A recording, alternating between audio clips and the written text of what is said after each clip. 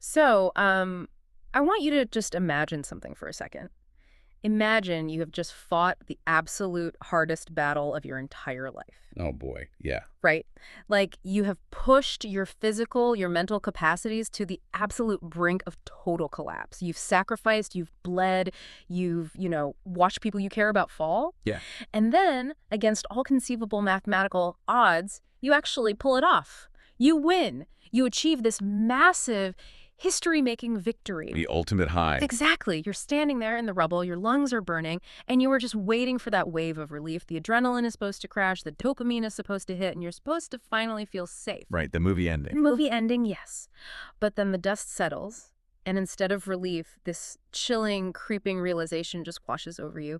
It wasn't enough. Oh, that is the worst feeling. It really is. The victory you just secured, the one that completely emptied your tank, didn't actually solve the core problem. In fact, the real existential threat hasn't even fully arrived yet. It is the ultimate psychological whiplash. Yeah.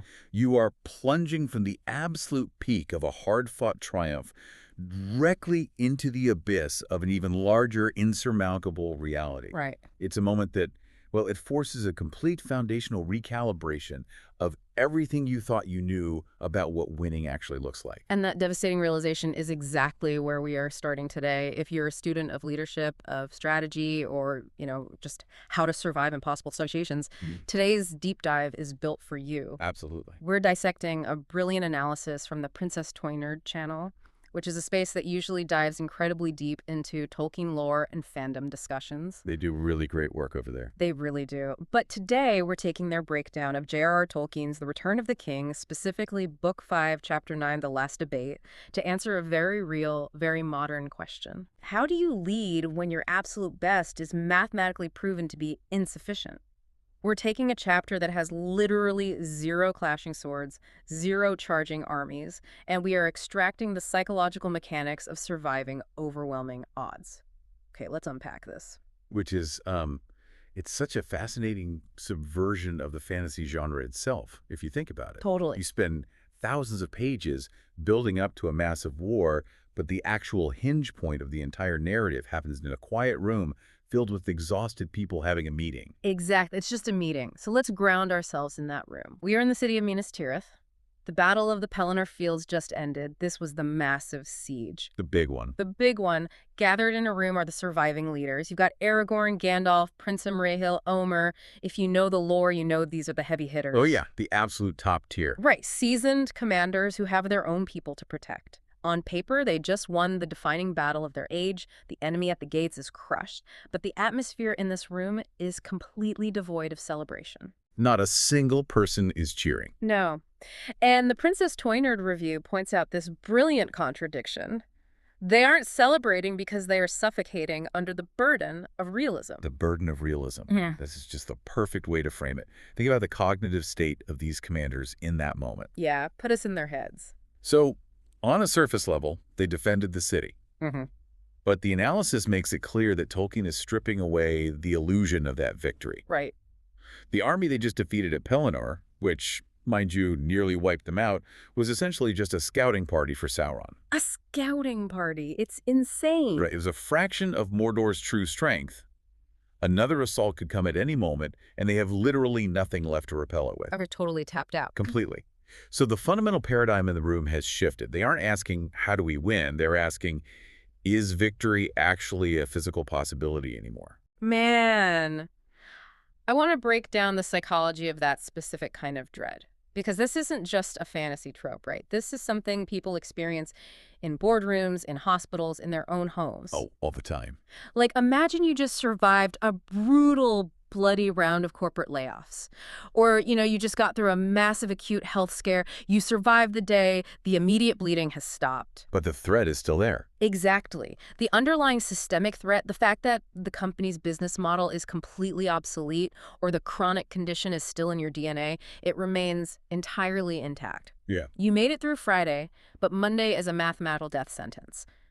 Why is that specific realization so uniquely paralyzing? Like, if the action is over but the tension is higher than ever, how does a leader keep a team from just entirely giving up right then and there? Well, it comes down to the neurological mechanics of how you process threats. Okay, tell me more. When you are in active conflict, when you are physically fighting or pulling an all-nighter to salvage a collapsing client account, your brain's amygdala hijacks your system. Right, the fight or flight response. Exactly. You are flooded with cortisol and adrenaline. Yep. You have a highly specific, immediate objective. Just survive the next 5 minutes. Solve the problem directly in front of you. Put out the fire. Put out the fire. And action actually provides its own psychological momentum. It narrows your focus to a pinpoint. But uncertainty removes the action. It takes away the momentum. Yes. It removes the momentum entirely. You're just left standing in the quiet. Yes. And without the distraction of immediate action, your brain is forced to pan out and contemplate the sheer crushing scale of the systemic threat. Oh, wow. You're no longer fighting the alligator closest to the boat. You're suddenly realizing the boat is sinking in the middle of the ocean. That is terrifying. It creates a state of cognitive paralysis. The human brain craves a solvable problem. So when it encounters a definitively unsolvable problem, the natural instinct is simply to shut down. Which makes the leadership dynamic in this room incredibly precarious. Because if the natural instinct of your surviving team is to collapse, how do you prevent that? It's the ultimate test. Right, because the instinct of a bad leader here, like the toxic positivity route, would be to walk in and say, "Great job, everyone. We did it. The worst is behind us." And the second a leader says that, they permanently destroy their credibility. Because everyone knows it's a lie. Because the team can do the math, the team can feel the systemic threat. This is where the source text highlights the absolute necessity of stark realism. Yeah. The leaders in this room don't sugarcoat the situation. They engage in a shared, brutal acknowledgement of the facts. They look at each other and collectively admit, our best wasn't enough. But wait, I have to ask, doesn't admitting that you are doomed just accelerate the paralysis? I mean, if the CEO stands up and says, our product is obsolete and we have no money, doesn't everybody just immediately quit? It seems like it would, right? Yeah. But there is a counterintuitive psychological mechanism at play here. Okay. Shared acknowledgement of a grim reality actually neutralizes the isolation of uncertainty. Oh, interesting. When a leader validates the exhaustion and the terror the team is feeling by saying, you are right to be afraid, the math is against us, Yeah. it creates an immediate foundation of radical trust. Because you're finally living in the same reality. Exactly. You cannot lead people through an existential crisis by pretending the crisis is a minor speed bump. You have to anchor them in the cold, hard facts first. Right. Once everyone agrees the boat is sinking, you can stop pretending to bail water and start talking about building a raft. That is a phenomenal distinction. Stop pretending to bail water, and that requires a massive pivot in strategy, doesn't it? A total paradigm shift. If bailing water with a bucket won't work, someone has to be willing to throw the bucket away.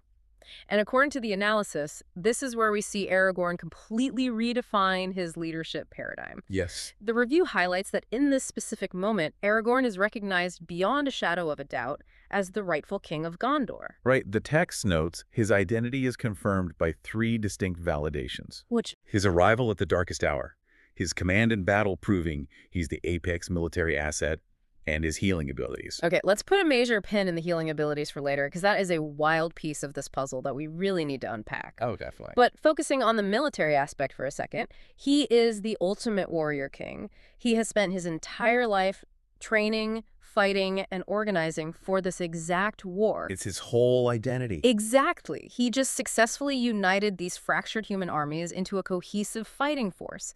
He has the ultimate weapon in a world defined by war. And yet, the review argues that his true power in this chapter is not his military strength, it's his humility. Yeah. He comes to the devastating realization that he cannot defeat Sauron through military force alone. And that realization is the essence of true strategic clarity. How so? Well, we are heavily conditioned by traditional leadership models and, frankly, thousands of years of heroic storytelling to believe that accumulating power means you inevitably use that power to overwhelm your obstacle. Right, the hero gets the magic sword and then stabs the bad guy with it. Exactly. It's the classic law of the instrument, or Maslow's hammer. If the only tool you have is a hammer, every problem looks like a nail. Right, so if you spend 80 years building the ultimate army, every problem looks like a battle. Precisely.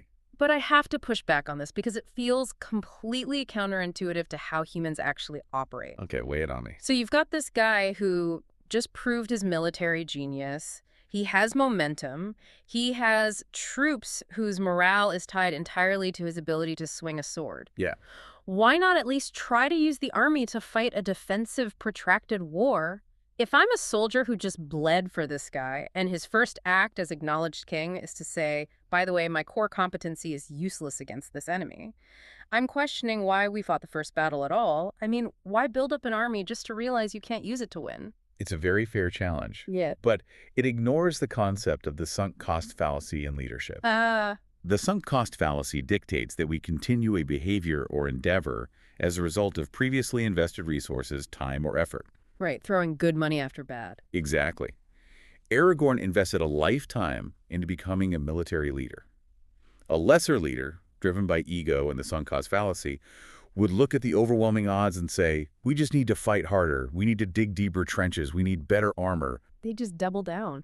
They would send thousands of men into a meat grinder just to validate their own identity as a general. Because their ego is tied to the hammer. Like, I am the hammer guy. If I don't use the hammer, who am I? Exactly. What the text is highlighting is that Aragorn's true strength is his profound internal security. His ego is entirely decoupled from his primary toolkit. Wow. Clarity is the ability to look at your most impressive asset, the very thing everyone expects you to use, and humbly admit that it is mathematically insufficient for the problem at hand. That takes so much self-awareness. It does. Aragorn recognizes that Sauron's military might is a literal ocean. Aragorn has a very, very nice bucket. You cannot empty an ocean with a bucket, no matter how efficiently you bail. Okay, that makes sense. It's like a founder who builds a tech startup to $100 million based purely on their own brilliant coding skills, you know.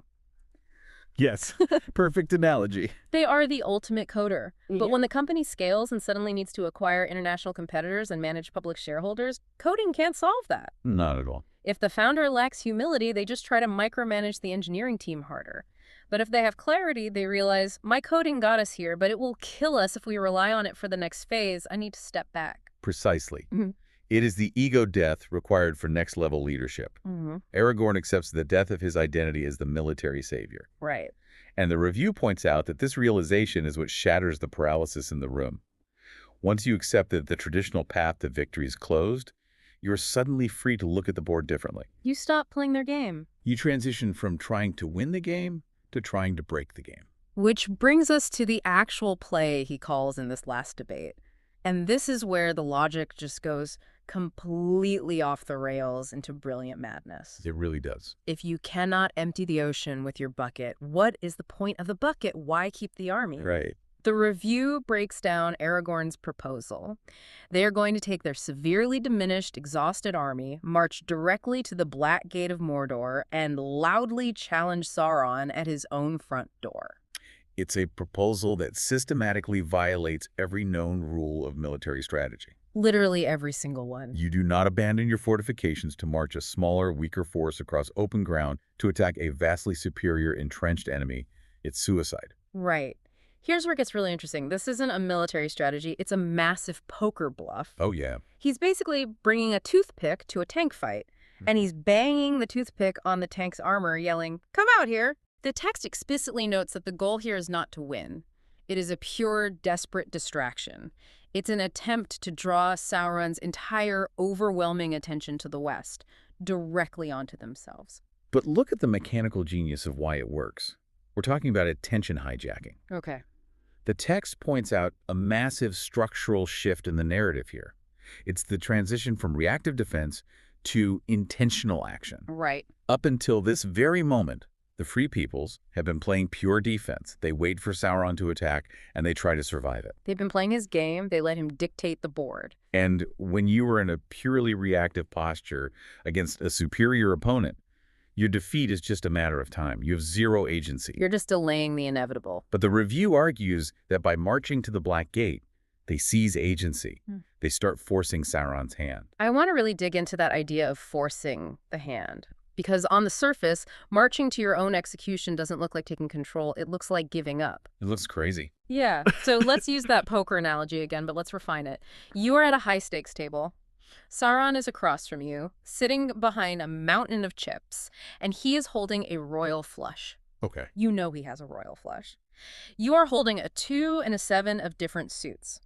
Absolute garbage.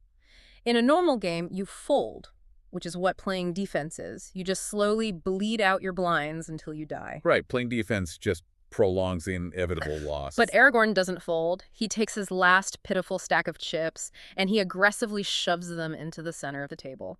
He isn't doing this because he thinks his 2 and 7 will magically beat a royal flush. He's not trying to win the pot. No, not at all. He's doing it because the sheer audacity of the move forces Sauron to pause. It's like pushing all your chips to the center of the table purely to make the opponent look at your chips instead of what's happening under the table. That is a brilliant way to conceptualize it. Aragorn isn't playing the cards, he's playing the player. Yeah. This is a form of psychological judo. In judo, you don't try to stop a massive opponent with your own mass. You use their momentum and their weight against them. Right. Sauron is a being of immense, godlike power, but his psychology is intrinsically tied to traditional power dynamics. He is defined by arrogance.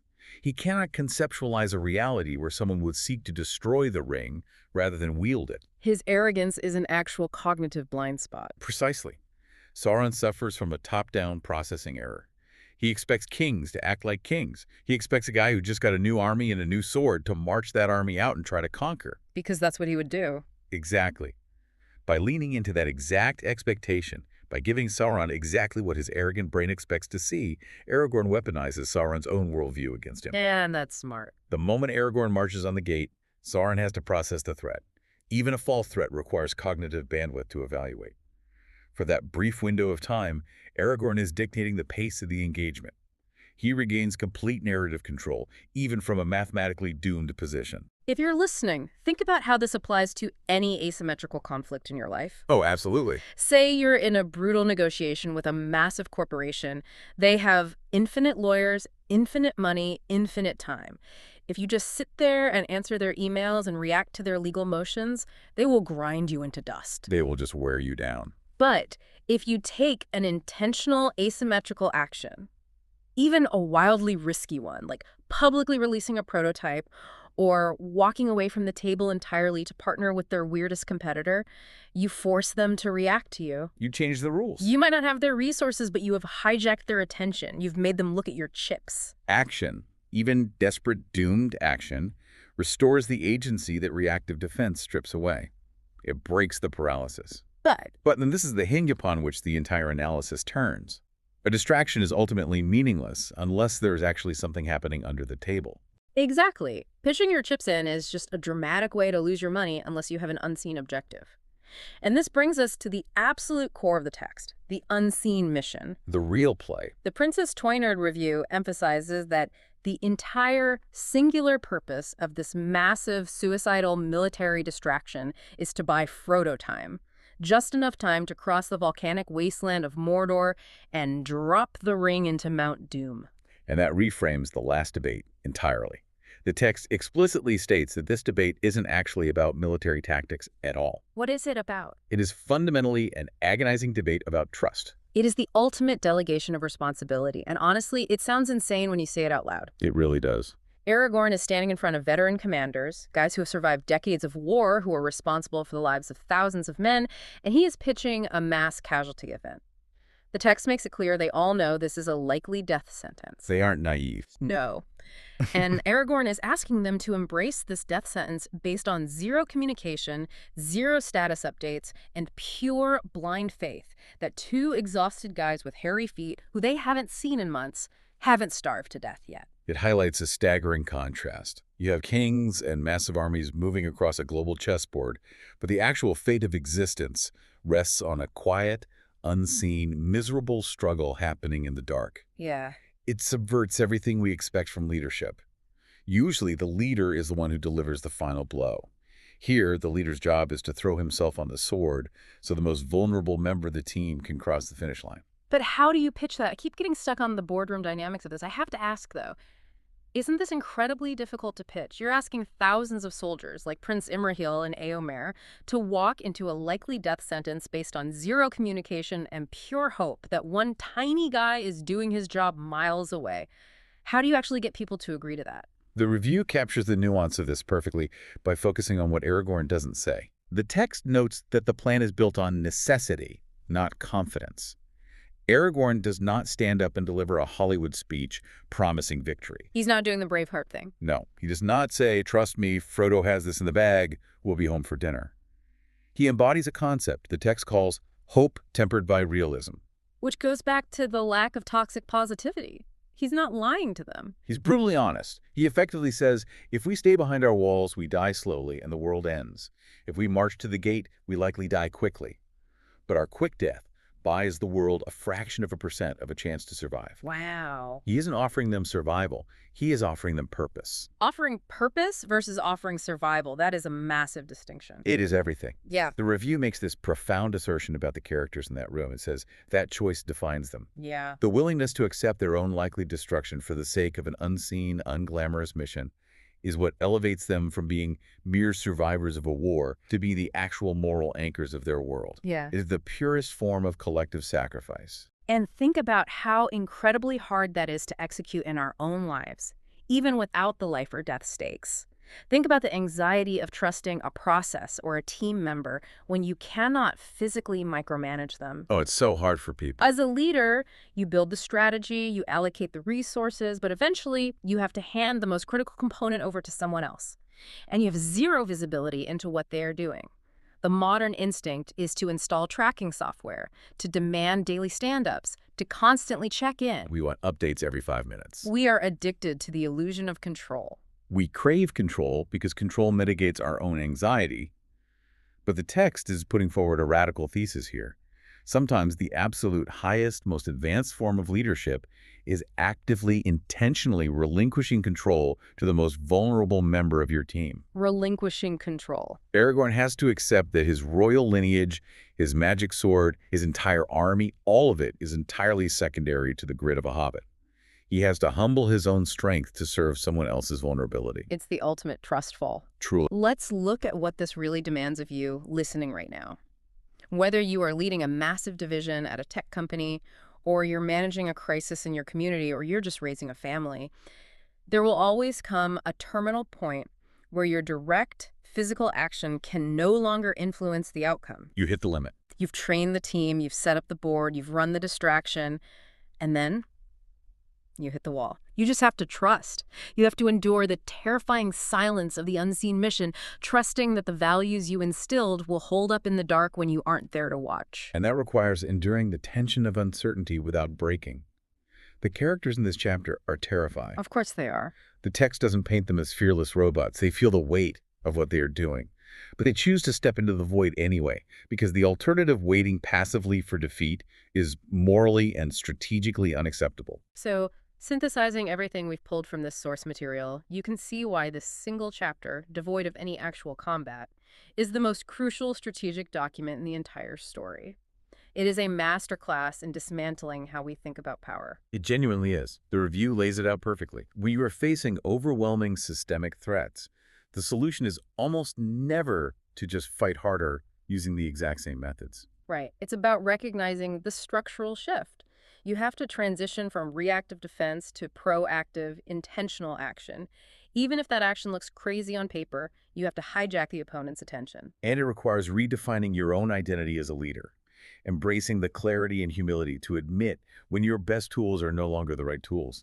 Ego is the enemy of strategy. And ultimately, it's about having the sheer, terrifying courage to carry the burden of uncertainty, to offer your team a meaningful purpose rather than false comfort, and to place the fate of your entire endeavor into the hands of the unseen and the vulnerable. It brings us back to Tolkien's core thesis, which the review highlights so well. True victory rarely comes from the application of overwhelming power. It comes from sacrifice, faith, and the willingness to relinquish control. Now, before we end this deep dive, I want to leave you with one final, deeply provocative thought, something to really chew on, derived entirely from a strange contradiction within the source facts we've discussed today. Oh, I like where this is going. Early on, we put a pin in how Aragorn's identity as king was confirmed. The text explicitly listed three things: his arrival, his command in battle, and his healing abilities. The fact that the hands of the king are the hands of a healer is presented as the ultimate proof of his right to lead people. Yes, it signifies that his true nature is to restore and preserve life, not just to destroy enemies. Exactly.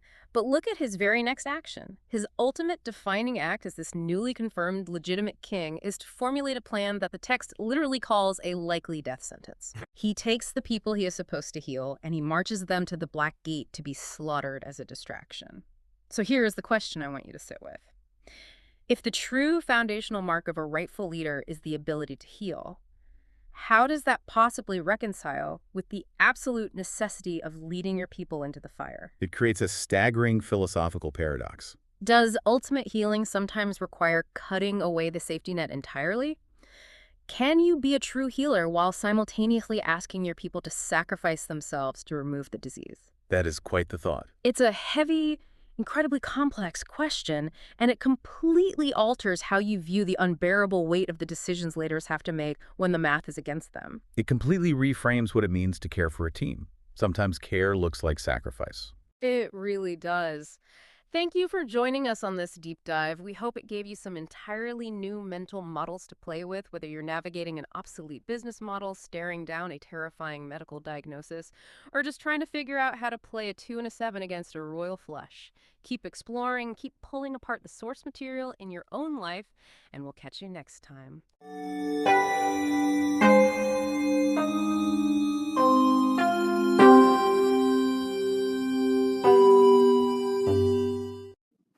Me